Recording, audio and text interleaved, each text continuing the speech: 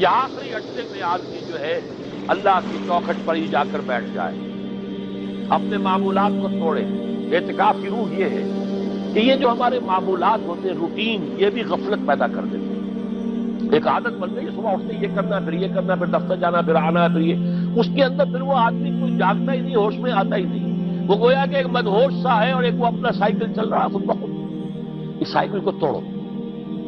جیسے 5 دفعہ وہ سائیکل توڑتے ہو نماز کے لیے۔ آؤ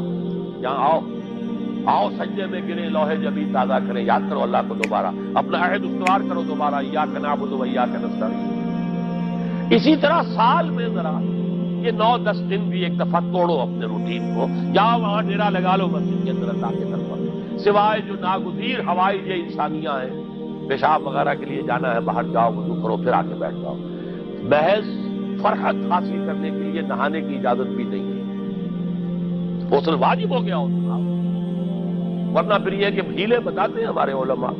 کہ وضو کی نیت سے جاؤ غسل کر کے آ جاؤ، اس لیے کہ معلوم ہے کہ آج آدمی کی جو عادت بن گئی ہوئی ہے روزانہ نہ نہائے تو طبیعت پہ اثر رہتا ہے، لیکن اسی کو تو توڑنا ہے، اسی روٹین کو تو توڑنا ہے۔ اصل میں اجازت نہیں ہے، اصلاً اجازت نہیں ہے۔ آپ جو ہے جو بھی ناگزیر، ہاں اگر آپ کو فرض کیجیے کوئی ایسی شکل ہو گئی ہے، رات کو آخر سوئے تو ہے، سونے میں بدخوابی ہو گئی ہے، نہانا ہے تو نہاؤ، ٹھیک ہے، غسل واجب ہے نہاؤ، اور یہ کہ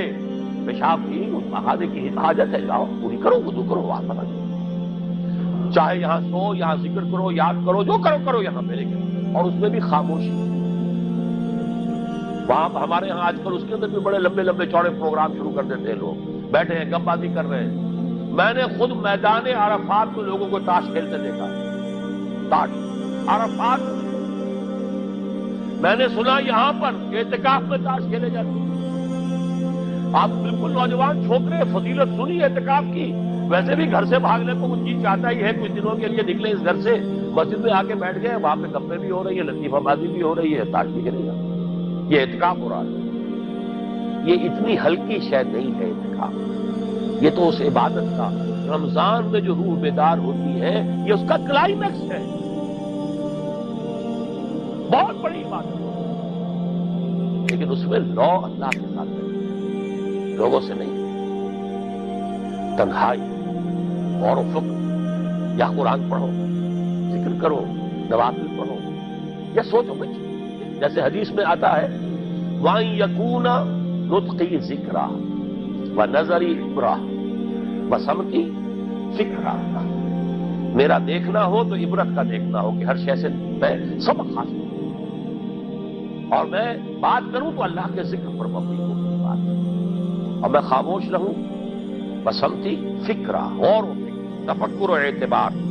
جو حضور جا کر غار حرا میں کیا کرتے تھے وہ اعتکاف تھا حضور کا، مکی دور کا اعتکاف، تنہا بیٹھنا۔ اور یہ روایت مجھے بعد میں معلوم ہوا کہ یہ بنو ہاشم میں یہ روایت تھی،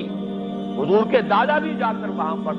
غار حرا میں بیٹھا کرتے تھے، یہ ان کی ایک خاندانی روایت چلی آتی ہے، یہ جگہ تھی، اور وہ جگہ ایسی ہے عجیب سی، اب تو خیر بڑی بڑی عمارتیں حائل ہو گئی ہیں، میں نے جب پہلا حج کیا تھا 62 میں، تو میں نے اس وقت جا کر دیکھا تھا واقعتاً سیدھا کعبہ نظر آتا تھا، اور کچھ درمیان میں، جیسے اس کو سلٹ لیمپ کہتے ہیں، وہ غار ہے ہی ایسی کہ سامنے ایک دراڑ سی بس کھلی ہوئی ہے، یہ اس کے اندر سے وہاں بیٹھ جائیے، سیدھی نگاہ خانہ کعبہ بن جاتی ہے، تو کعبے کا مراقبہ بھی کیا جا سکتا تھا وہاں بیٹھ کر، دیکھنا کعبے کو دیکھنا عبادت ہے، اور پھر اس یکسوئی کے ساتھ کوئی کعبے میں ہے تو نہ معلوم کیا کچھ اور ہو رہا ہے، لیکن یہ کہ وہاں تو آپ بیٹھے، وہ اعتکاف، یہی اعتکاف حضرت موسیٰ نے کیا تھا 40 دن کا، تب تورات ملی تھی، یہی 40 دن کا روزہ کیا رکھا تھا، یہ اگرچہ قرآن میں مذکور نہیں ہے، حضرت موسیٰ کا تو قرآن میں مذکور ہے، حضرت عیسیٰ کا انجیل میں مذکور ہے، 40 روز کا روزہ اور اعتکاف پہاڑوں میں کیا جاتا ہے، تب انجیل میں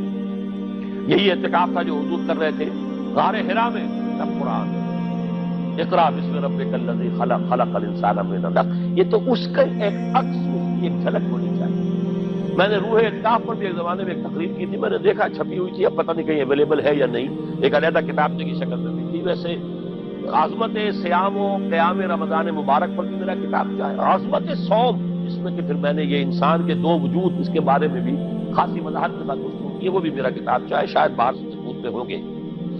تو فرمایا جب تم اعتکاف میں ہو تو ان کے ساتھ مباشرت نہیں کر سکتے۔ دل کا حدود اللہ ہے، یہ اللہ کی حدود ہے،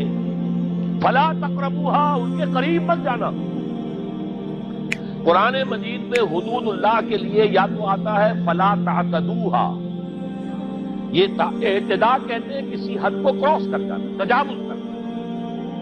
اور جہاں زیادہ احتیاط کی بات ہے وہاں فلا تقربوها، آخری حد کے قریب تک نہ چلے جانا، مبادا کہیں غلطی سے قدم جو ہے ادھر پڑ جائے۔ جیسے حضور نے حدیث کے اندر بیان فرمایا الا لکل ملک حمل،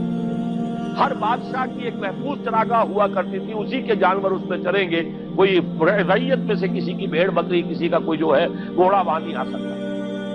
اب اگر کسی کا گھوڑا یا کسی کی بھیڑ بکری چلی گئی، وہ مجرم ہو گیا، پکڑا جائے گا، گردن ماری جائے گی۔ تو حضور نے فرمایا کہ اللہ کی بھی ایک محفوظ چراگاہ ہے، اللہ کی حما کیا ہے، محارمہ، جو چیزیں اس نے تم پر حرام کرتی ہیں ان کے قریب نہ جانا۔ تو دیکھو اگر کوئی چرواہا اپنی بھیڑوں بکریوں کو بالکل آخری حد تک لے جائے گا اس بادشاہ کی جو وہ حد ہے،